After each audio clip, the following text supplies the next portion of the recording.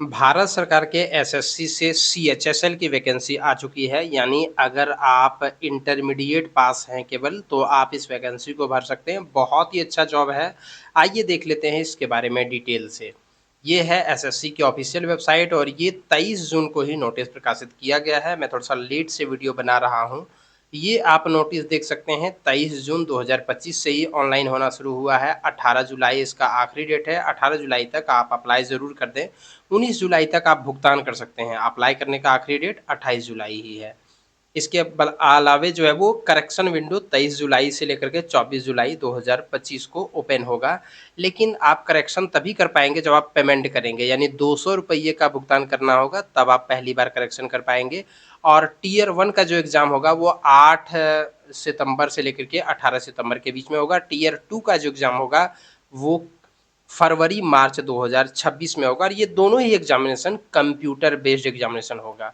अधिक जानकारी के लिए आप इस टोल फ्री नंबर पर संपर्क कर सकते हैं। इसमें 2 प्रकार के पद हैं, एक लोअर डिवीज़न क्लर्क जिसको एलडीसी कहते हैं, जूनियर सेक्रेटेरिएट असिस्टेंट यानी जिसको जेएसए कहते हैं, और दूसरा जो है वो डाटा एंट्री ऑपरेटर के पद हैं, 2 प्रकार के।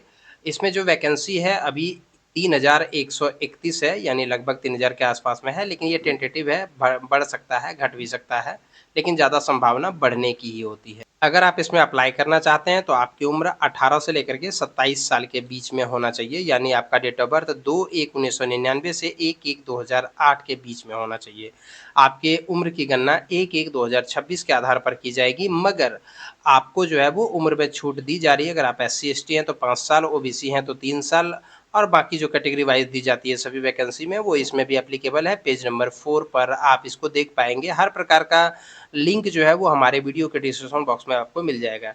इस नोटिस का भी लिंक और साथ में अप्लाई करने का लिंक। अगर आप पहली बार अप्लाई करेंगे एसएससी की वेबसाइट पर, तो सबसे पहले आपको यहाँ पर आकर के अपना रजिस्ट्रेशन करना होगा। रजिस्ट्रेशन करने के बाद यहाँ पर देखिए रजिस्टर नाउ के ऊपर क्लिक करना होगा।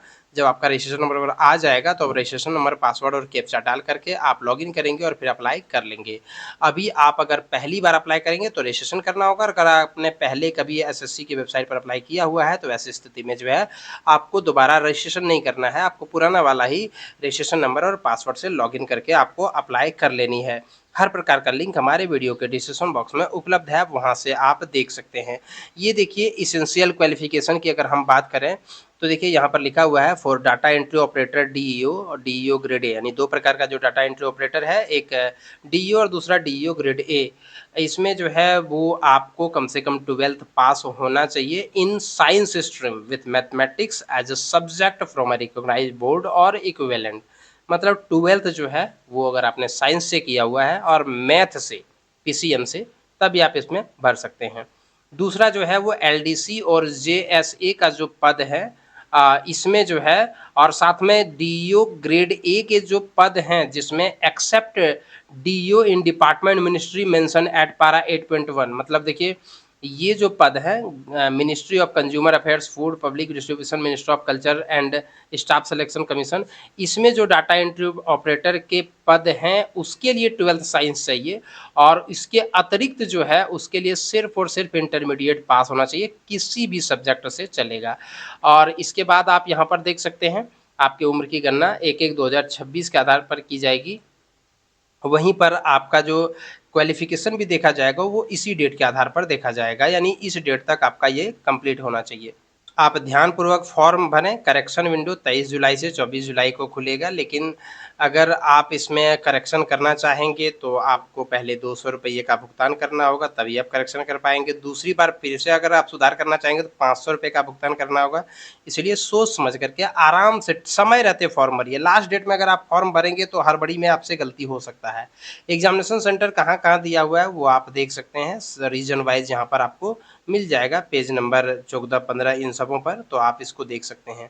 अगर आप इसमें अप्लाई करना चाहते हैं तो ध्यान रहे कि 2 एग्ज़ाम होना है, टियर 1, टियर 2 दोनों ही कंप्यूटर बेस्ड एग्ज़ाम होगा। इसके टियर 1 का एग्ज़ामिनेशन पैटर्न आप यहाँ पर देख सकते हैं। English language, general intelligence, quantitative aptitude, general awareness, इन सबों में 25-25 क्वेश्चन होंगे 50 नंबर के और आपके पास 60 मिनट होगा, यानी 60 मिनट में आपको सॉल्व करना है टोटल 100 क्वेश्चन। तो आप थोड़ा-सा तैयारी और स्पीड दोनों बढ़ा लीजिए और साथ में नेगेटिव मार्किंग 0.50 रहेगा, यानी 2 गलत पर 1 नंबर माइनस होगा। साथ में जो टियर 2 एग्जामिनेशन होगा उसका आप यहाँ पर देख सकते हैं mathematic ability, reasoning, general intelligence से 30-30 क्वेश्चन होंगे और प्रत्येक यानी टोटल 60 क्वेश्चन और 3 नंबर का होगा, यानी 180 नंबर का क्वेश्चन होगा। 1 घंटा आपको समय दिया जाएगा। इसके अतिरिक्त जो है वो इंग्लिश लैंग्वेज कॉम्प्रिहेंशन और जनरल अवेयरनेस, इन सबों से भी जो है वो 60 क्वेश्चन होंगे और जो 180 नंबर का होगा। उसके बाद ये तो सेक्शन 1 के बारे में यहाँ पर दिया हुआ है। सेक्शन 1 का 1, 2, 3 ये 3 सेक्शन होंगे, जिसमें कंप्यूटर नॉलेज से भी 15 क्वेश्चन जो है वो दिए जाएंगे और 45 नंबर का होगा। उसके बाद सेशन 2 में आता है, सॉरी मैंने सेक्शन पढ़ दिया था, सेशन 1। और ये सेशन 2 में अगर देखेंगे तो ये स्किल टेस्ट और टाइपिंग टेस्ट होगा, जिसमें स्किल टेस्ट फॉर डीईओ होगा और इसके अतिरिक्त जो है वो स्किल टेस्ट दोनों डीईओ का होगा, यानी 2 प्रकार का जो मैंने आपको वैकेंसी बताया था। एक जो डिपार्टमेंटल मिनिस्ट्रीज वाला में है और एक जो डिपार्टमेंटल मिनिस्ट्री वाला नहीं है, इसके लिए जो है वो टाइपिंग वाला टेस्ट होगा। उसके बाद जो है वो एलडीसी और जेएससी के लिए भी जो है वो टाइपिंग टेस्ट होगा। तो ध्यान रहे आपको टाइपिंग भी आना चाहिए। Tier 2 will include following 4 section. Tier 2 में क्या क्या इंक्लूड होगा, यहाँ पर ये 4 सेक्शन देख सकते हैं। डाटा एंट्री ऑपरेटर के लिए स्किल टेस्ट होगा, तो आप जो है वो टाइपिंग वगैरह का स्पीड को थोड़ा बढ़िया कर लीजिए और करेक्ट टाइपिंग करेंगे तभी जाकर के आपका हो जाएगा।